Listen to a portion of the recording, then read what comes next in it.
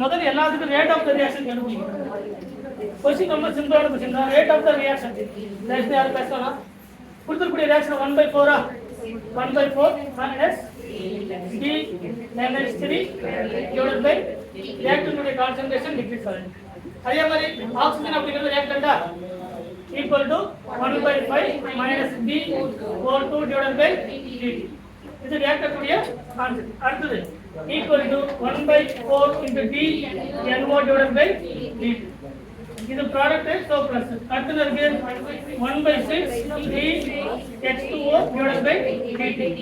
இத கண்டுபிடிச்சாலே எல்லா ஆன்சரும் வரும். ஃபர்ஸ்ட் பாருங்க rate of disappearance of NH3.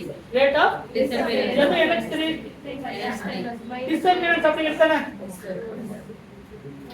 இது அதோட ஸ்டாய்கியோமெட்ரிக் கோஎஃபிஷியன்ட் மட்டும் சேர்த்தனா அது ரேட். டிஸ்அப்பியரன்ஸ் அப்படிங்கிறது ரேட், அதாவது ஸ்டாய்கியோமெட்ரிக் கோஎஃபிஷியன்ட் எல்லாம் இருக்கிறது டிஸ்அப்பியரன்ஸ். அப்ப minus DNH3 divided by DT ன்றது rate of disappearance of ammonia. அப்ப என்ன எழுதணும்?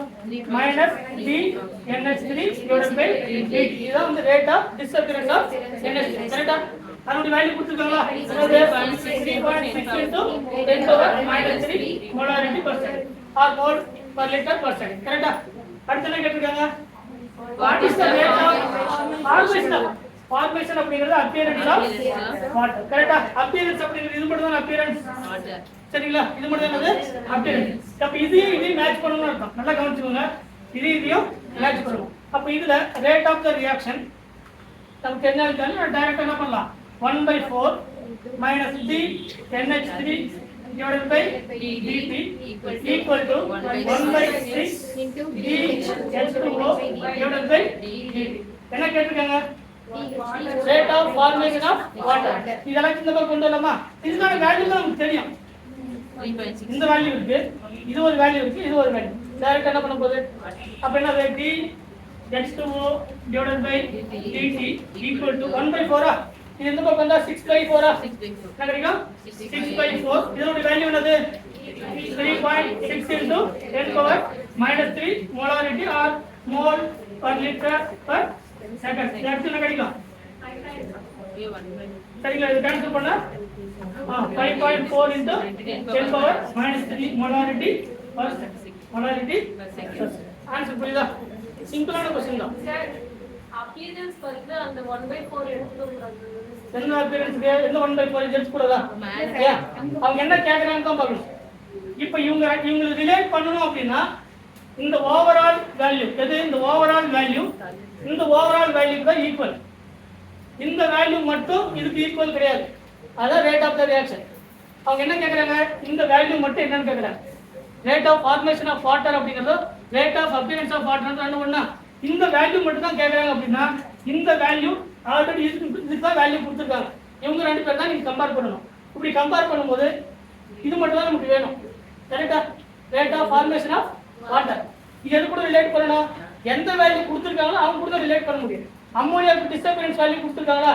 அந்த வேல்யூவும் அது கூட இருக்கக்கூடிய 1/6 இந்த 1/4 இந்த 1/6 எந்த பக்கம் கொண்டு வந்தோம்னா நமக்கு ஒரு வேல்யூ கிடைக்கும். சரிங்களா? அவங்க என்ன மென்ஷன் பண்றாங்க அப்படின்னா எந்த வேல்யூ எதுக்கு கொடுத்திருக்காங்க அதுல என்ன கேக்குறாங்களோ அது கூட கம்பேரிசன் பண்ணும். அப்படி கம்பேரிசன் பண்ணும்போது நமக்கு ஈஸியா ஆன்சர் கண்டுபிடிக்கும். நீங்க DO2 எதை தேவைப்படுதா? இல்ல. DNO divided by DT தேவைப்படுதா? என்ன கேக்குறாங்க? rate of formation of water கொடுத்திருக்கக்கூடிய வேல்யூ அம்மோனியா. யாருக்கு வேல்யூ கொடுத்திருக்காங்களோ அவங்கள இருந்து அந்த வேல்யூ கண்டுபிடிக்கணும். ஏன்னா எல்லாமே ஈக்குவலா. இந்த நாலு மேல ஒண்ணுக்கு ஒண்ணு ஈக்குவல். அப்ப எதுல இருந்து எதை கண்டுபிடிக்கணும்? இல்ல டவுட்டா இருக்கா? क्वेश्चन புரியுதா இல்ல? இதுதான் நம்ம திரும்ப கேட்கக்கூடிய क्वेश्चन. நமக்கு நீட் லெவலுக்கு பாத்தீங்கன்னா இது வரைக்கும் ஒரு விதமான क्वेश्चन கேட்பாங்க. அடுத்த லெவலுக்கு பாத்தீங்கன்னா ஒரு ரேட் ஆஃப் தி ரியாக்ஷனை 2 டைம்ஸ் இன்கிரீஸ் பண்ணுங்க. ரேட் எத்தனை டைம் இன்கிரீஸ் ஆகும்? ஒரு ரியாக்டன்ட் உடைய கான்சன்ட்ரேஷன் ஒரு ரியாக்டன்ட் வந்து 2 டைம்ஸ் இன்கிரீஸ் பண்றா இல்லனா 1/4 டைம்ஸ் இன்கிரீஸ் பண்றா ரேட் எவ்வளவு இன்கிரீஸ் ஆகும்? சரிங்களா? இந்த மாதிரியான क्वेश्चन அடுத்த டைம். சரிங்களா? நமக்கு அடுத்த லெவலுக்கு வரும்போது இது அடுத்த டாபிக் ஆர்டர். அந்த ஆர்டர்ல இருந்து கொடுத்திருக்கக்கூடிய ரியாக்டன்ட் அந்த ப்ராடக்ட்க்கு எத்தனை மடங்கு இன்கிரீஸ் பண்ணும்போது எத்தனை டபுள் ஆகுது, ட்ரிபிள் ஆகுது, இல்லனா 1/4 ஆகுது, 1/8 ஆகுது, அந்த மாதிரியான क्वेश्चन நம்ம திரும்ப கேட்கக்கூடிய क्वेश्चन. சரிங்களா? இது வரைக்கும் நீங்க தெளிவா தெரிஞ்சுக்கணும்னா நம்ம ஆல்ரெடி சொன்ன மாதிரி rate of the reaction, appearance, disappearance, rate of change of reactant and product. சரிங்களா? இதை கிளியரா கட்டா கரெக்டா நம்ம கொடுத்துருக்கக்கூடிய நோட்ஸ் கிளியரா பார்த்து வந்தீங்கன்னா இதுக்கான எல்லா இன்ஃபர்மேஷனும் இருக்கும்.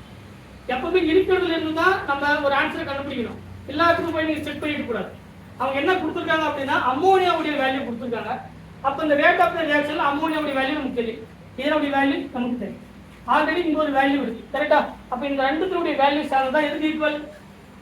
இந்த வாட்டருடைய வேல்யூக்கு ஈக்குவல். அதான் ரேட் ஆஃப் த ரியாக்ஷன். அவங்க என்ன கேட்கறாங்க? இவங்க ரெண்டு பேர் ஈக்குவல், இவங்க ரெண்டு பேர் ஈக்குவல், இவங்க ரெண்டு பேர் ஈக்குவல், கரெக்டா இல்லையா? அப்ப இந்த ஆட்களை வந்து யார் கூட கம்பேர் பண்ணணும்? யாருக்கு வேல்யூ? சப்போஸ் இதுக்கு வேல்யூ கொடுத்துருக்காங்க, அப்ப என்ன பண்ணி விட்டுட்டு இந்த வேல்யூவும் எதுக்கு கேட்டுருக்காங்களோ அதுக்கு நீங்க அப்ளை பண்ணணும். இதே வேல்யூவை rate of disappearance of NH3 rate of disappearance of O2 கேட்டாங்க அர்த்தம். இந்த வேல்யூ அது கூட கம்பேரிசன் பண்ணி எடுத்தாங்க. சரிங்களா? எந்த கொஸ்டின் கேட்டாலும் என்ன கொஸ்டின் கேட்கறாங்க, என்ன டேட்டா கொடுத்துருக்காங்க. சரியா? இல்ல வேற ஏதாவது டவுட் இருக்கா